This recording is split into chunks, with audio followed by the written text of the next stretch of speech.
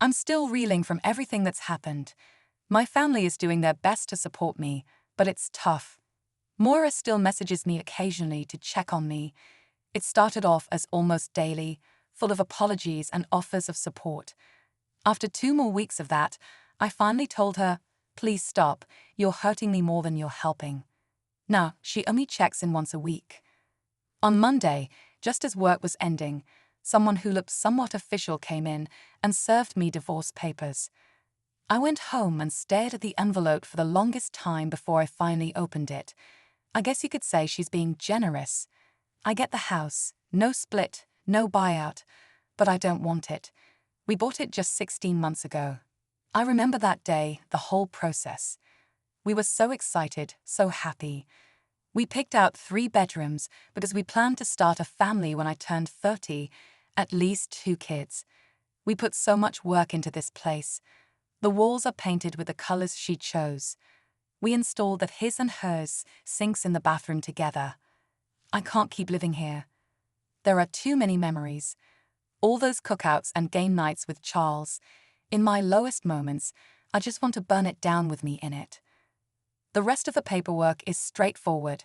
She took all of our small amount of credit card debt and left me $11,000 of the savings, taking only $3,500. It feels like she's trying to literally pay for my pain. Among the papers was a note from her. Another apology, another request to talk. She also warned me that she and her brother, Kevin, would be by on Tuesday to collect the rest of her things. When I got home from work, they were all there waiting for me. 2 trucks parked outside. Moira and Kevin were on the front porch, and I saw Charles sitting in his truck across the street. As I walked up, Moira looked like she was going to cry again. She tried to hug me, but I put my hand up to stop her. I pointed at Charles and asked, "What is he doing here?" Moira said, "He doesn't feel right coming in, says he has no right to be in your home. We needed him to drive one of the trucks." I shook my head and let them in. Kevin pulled me aside at one point to apologize. He told me he always considered me a brother and that this was a bad deal. He didn't really want to help, but it's his sister. They've always been close. I know he's here because they don't want me to make a scene. When they finished loading the rest of her personal things and the few pieces of furniture that were hers before our marriage, Kevin said, "I'll be right outside." I spent most of their visit sitting on the backyard slab, thinking about how Charles and I were supposed to build a deck on this very spot this summer. When I noticed they were almost done, I went back inside. When Kevin walked out, I knew it was time to face more pain. I wasn't wrong. Moira told me she thinks she's 6 weeks pregnant. She didn't want me to find out from someone else or at a sensitive moment, so she felt she owed it to me to tell me herself. I asked, was that an accident, or was the waiting until 30 rule only for me? She looked sad, her lip quivering. "We want a family now. I went off birth control the same day I moved in with him. I'm so sorry for how this all happened." I sat down on the couch. She took a step toward me, then stopped, turned, and went for the front door. The pain was unbearable. I couldn't hold it in. Was I just a placeholder? Is Charles who you always wanted? Did you pick me because it meant you get to be around him? I just don't understand. You've been in each other's lives for years, and I never suspected anything. The most he ever said about you that would make me think anything was that I'm a lucky man. I just don't get it. Tears filled my eyes again. She turned back and put her hand on my back, her tone direct. "No, nothing like that. Nothing ever happened between us before. I loved you. You're amazing. This just happened. I'm so sorry, it's so wrong, but we can't stop. I'm so sorry." She turned and ran out of the house in tears. And now I'm left here alone, trying to pick up the pieces of my shattered life. It's been years since then, and despite trying to move on, I just can't seem to get past what happened. These were the 2 people I cared about more than anything. I was a good friend and a great husband, and they even said so themselves. But if this could happen to me despite doing everything right, how can I ever trust anyone again? I haven't been able to. I've tried dating a few times, but I sabotage the relationship every time. My mind always jumps to the worst-case scenario. For example, I was dating this woman, Amelia. We were really hitting it off for 3 weeks. Then one night, she cancelled our plans last minute and said she'd message me later. I sent a few intrusive texts, asking where she was going and why she cancelled so suddenly. She ignored me that night, and I ended up having a panic attack. The next day, she asked me out to lunch and told me she felt I was coming on too strong and controlling. She said she had a family situation and that it wasn't really my business, since we'd only been dating for 3 weeks. I broke down and told her I had some past trauma that left me with extreme trust issues.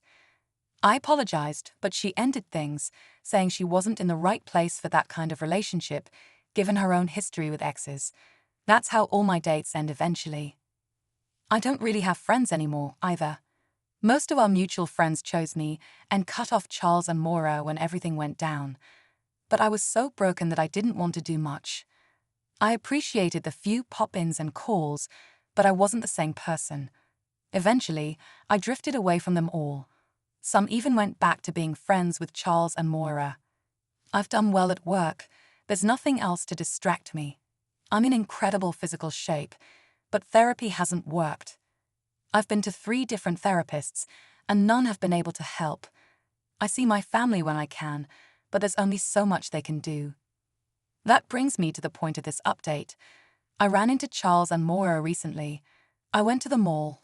Holiday season is usually the only time I ever go there. I came out of a store, turned right, and there they were. They had 2 sons with them. One looked about 5, the other still in a stroller. We made eye contact, and I froze. Maura just said, "Eric." I turned and went in the opposite direction.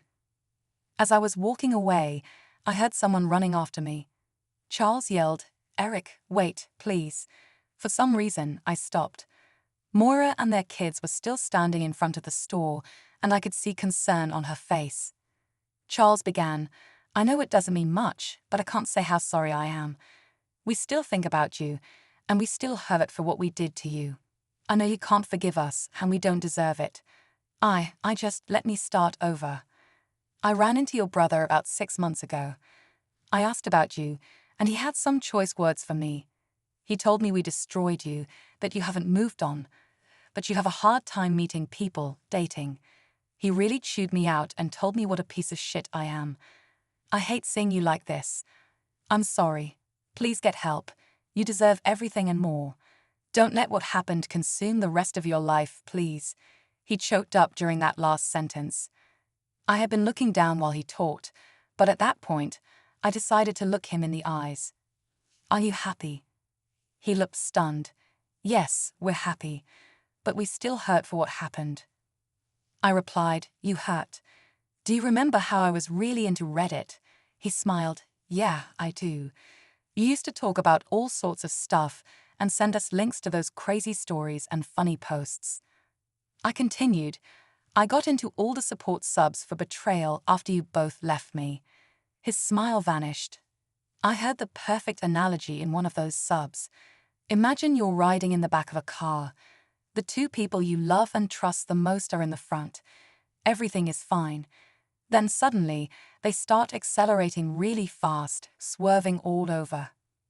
Then one slams the gas to the floor, while the other yanks the wheel hard to the right. You smash into a tree at full speed. After the accident, the 2 people who wrecked the car get up, walk off with a few minor cuts and bruises.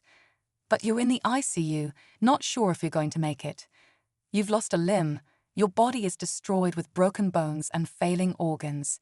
It takes years of rehab just to walk again, much less run. But the drivers, that are fine, they feel a little guilty over the wreck, but otherwise, they just keep going. That's my reality. You hurt. Fine. I will never be the same. No amount of counseling or time would ever be enough, and believe me, I've tried. Remember that the next time you're hurting over what happened, it's not just what happened, it's what you both did to me." I walked away at that point. They didn't follow, didn't try to talk. Just another day in hell.